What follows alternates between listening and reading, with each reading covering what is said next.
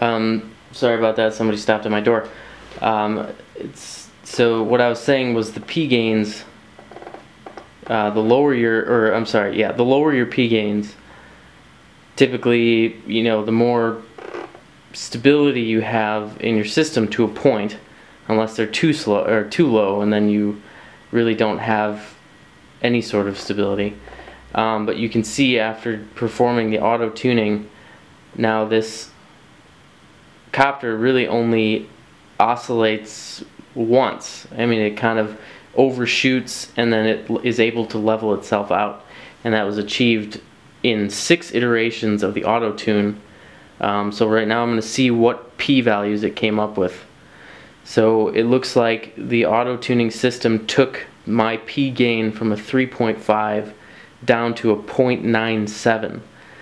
Now if we were to continue to introduce disturbances into the system to further auto tune it, it would actually get even better.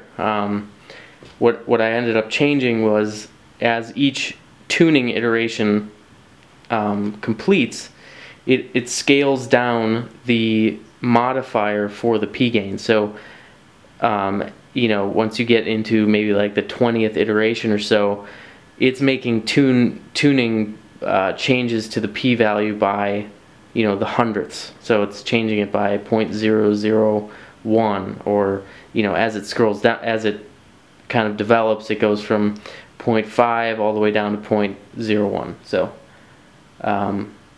it seems to work well. So that was the way that I wrote it. You tune the pitch and the roll separately. So you'll notice that if I go back to the sim with the tuning off, the pitch is still pretty violent. I mean, this is at 3.5.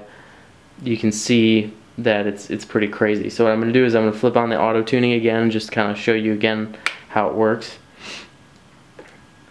So first time through, that's kind of our control. That's what we're comparing it against. I'm going to do a couple iterations here. That's number 2, number 3, number 4. Oh, that one kind of lagged, sorry. My simulator lagged there. Okay, so see how it's getting pretty good here.